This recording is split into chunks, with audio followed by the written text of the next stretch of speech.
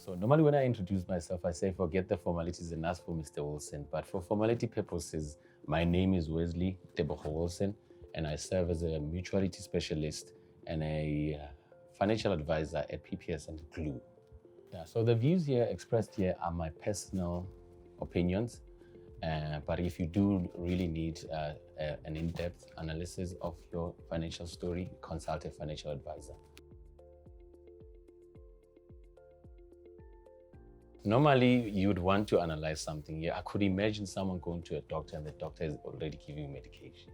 Yeah. So the first thing that you need to do, especially when you go consult a doctor, they need to do a synopsis somehow. And then from that, they're able to give you a diagnosis. So it's the same as the financial planning process.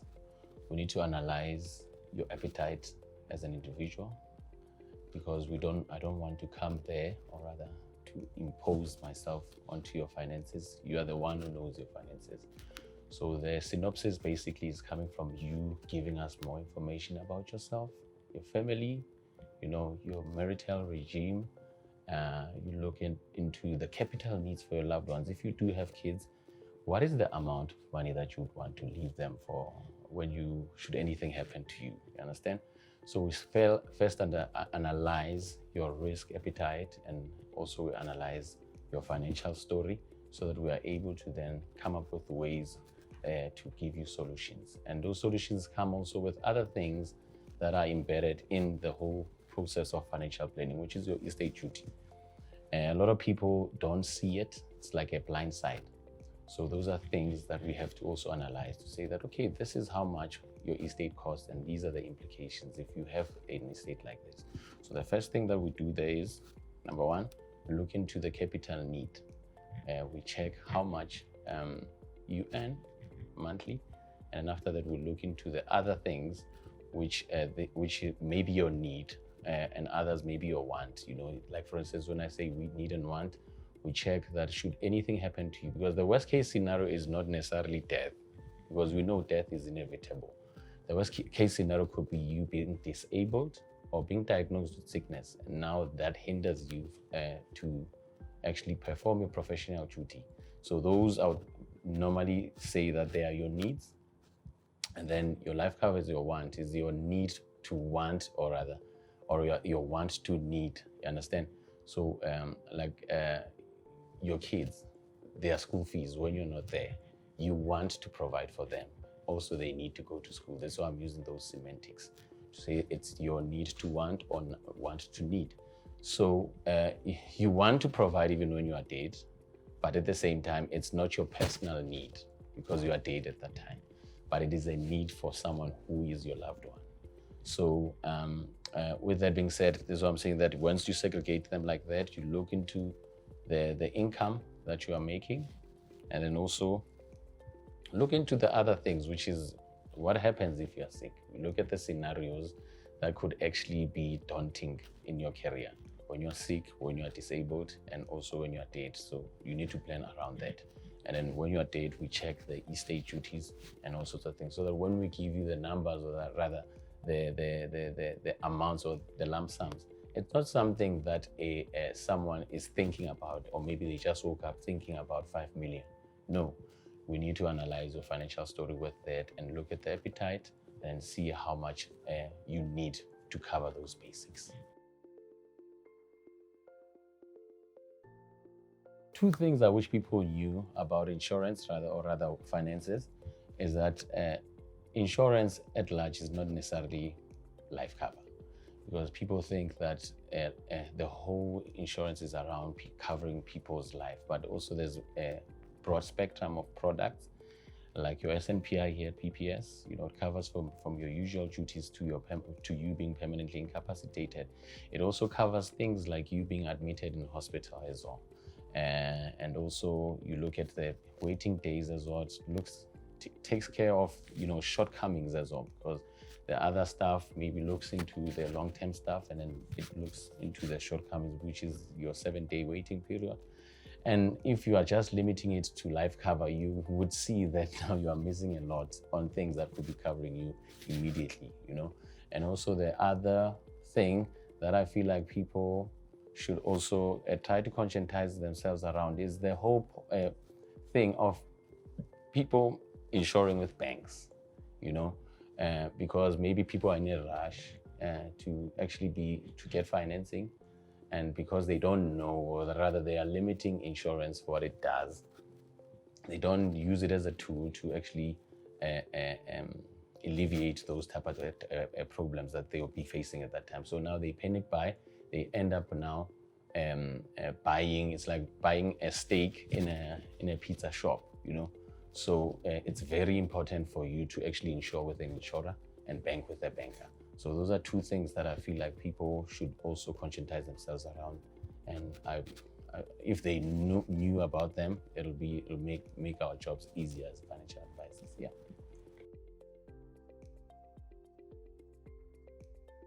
So my favorite sport is, in actual fact, I do coach it after hours, is soccer.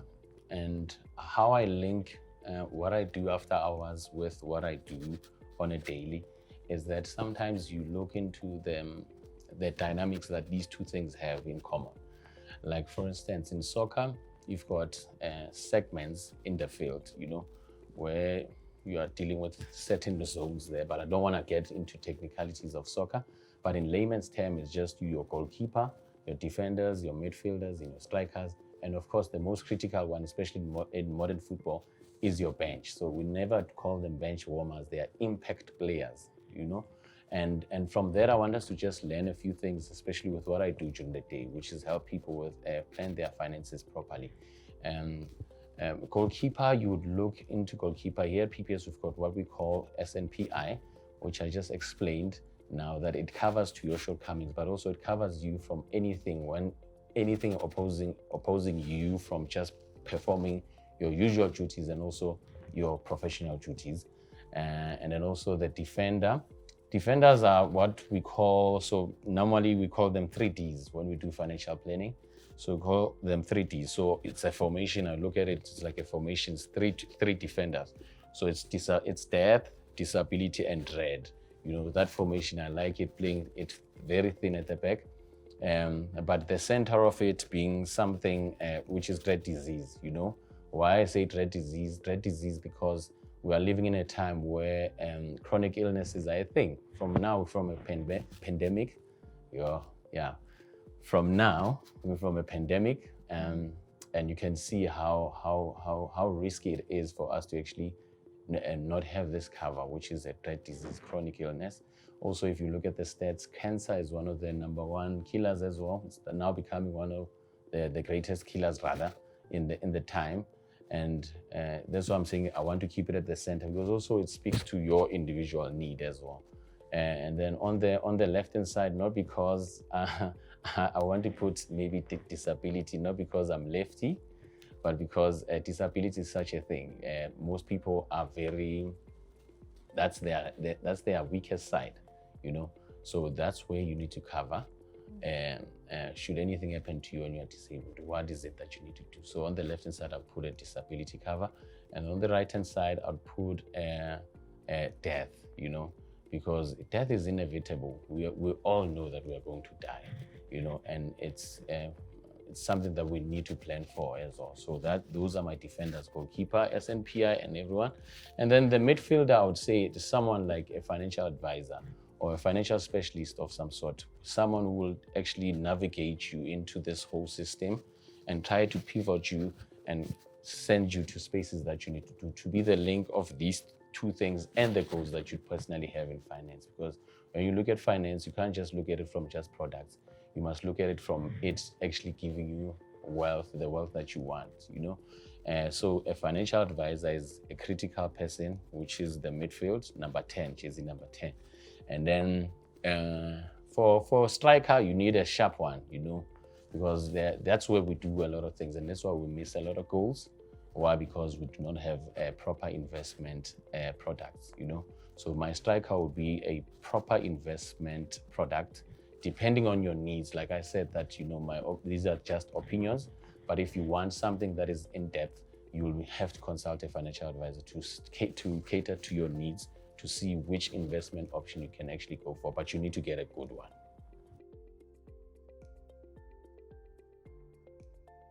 So the most important thing as well, the budget as well. So I'll play a double striker, so say investment and a budget. The budget, unfortunately, if you don't have budget, you're not going to be able to reach anything. So the budget is a very critical one.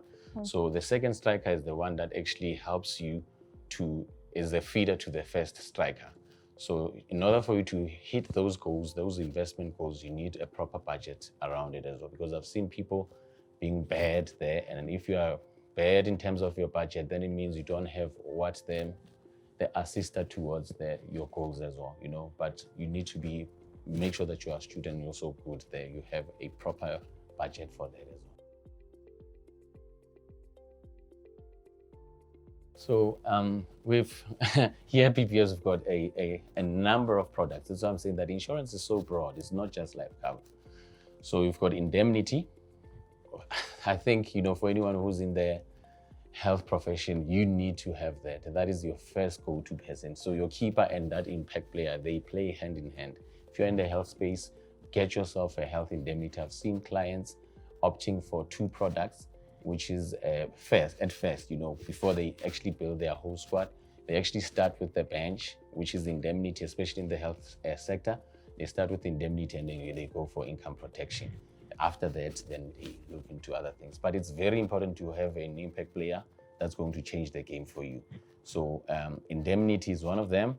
The second one is a ProfMed, medical aid, and then MediHelp as well, and also gap cover. So those are products that are given there. So once you have all of this in place, I'm 100% sure that you can last 90 minutes and even more. And short-term insurance is one of the impact players that you need to have there, because should anything happen there and there's a player injured, you need to be able to then replace that person. So short-term is one of the impact players that I feel like you need to have in your bench. So how I normally explain the SNPI, sickness and permanent incapacity, is that there's 2 components to it. Just like a soccer match, like I mentioned now, there's 2 halves to it. The first half is very important, as is the second half, So the first half in this instance, in this financial product, is the sickness component of it, which caters into anything, any sickness that you can think of, If the doctor books you off for 7 days and more, you are able to then claim from it. It's such a product that people actually confuse it with the second component, which is permanent capacity. People will say, "Yeah, my employer is giving me disability. If should I?" And then they'll be able to give me. So that is the permanent capacity. But the sickness component of it, people shouldn't miss that. It's another option. So it also has rider benefits, like family responsibilities. I would imagine someone who is self-employed, you don't have HR, so you are your own HR. So if you have family responsibility and also the admission rider, if you're admitted, imagine someone giving you a net of income. That's exactly the avalanche of product that we have there. Just the components, that's the component of sickness. And in partial incapacity, it's something that is completely different to what sickness is giving you. But sickness, I can mention a lot of things. There are waiting periods, like I told you now, 7 days. If you are employed, you can actually go for 31 days. Let's say maybe you are a professional, you are self-employed, and you can now go to your practice or perform your professional duty in your practice because maybe you are sick to a point where you can't see people. I've seen people being booked off because of even the sickness that would come from COVID-19, something fluish. The doctor books you off for 7 days. It then gives you a net of income, depending on what you are covering as well. But ideally, you need to cover your net of income. So it gives you that in 7 days if you are taking that. And then if you are admitted, it doubles up as well. So imagine if you are sick and you are admitted in hospital for 4 consecutive days and 3 consecutive nights. Yeah, so family responsibility. So it's got those components: family responsibility, admission rider benefit, And it covers your usual duty, basically, the sickness component of it. Yeah.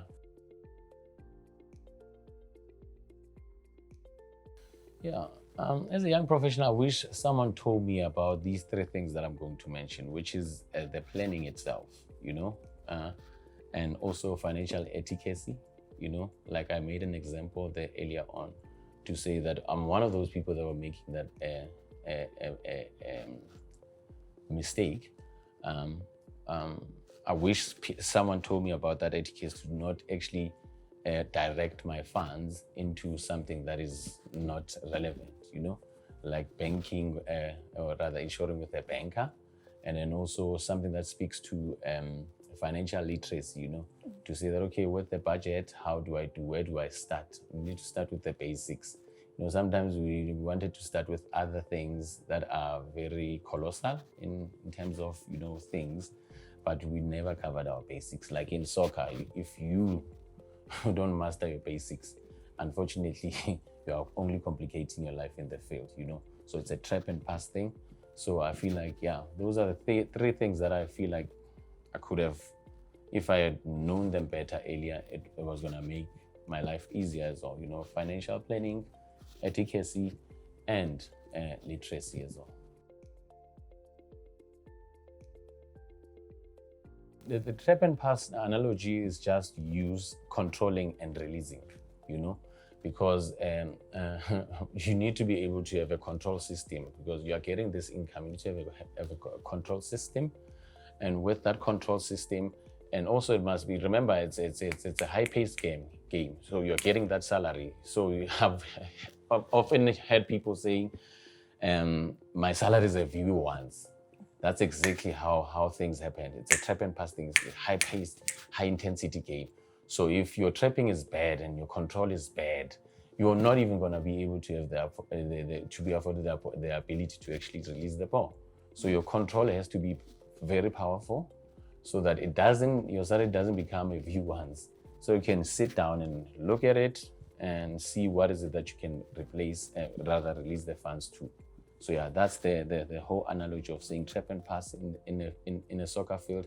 But in your finances, you need to control and release the funds to the places that need to go to enhance your life, or rather your financial wellness. Yeah.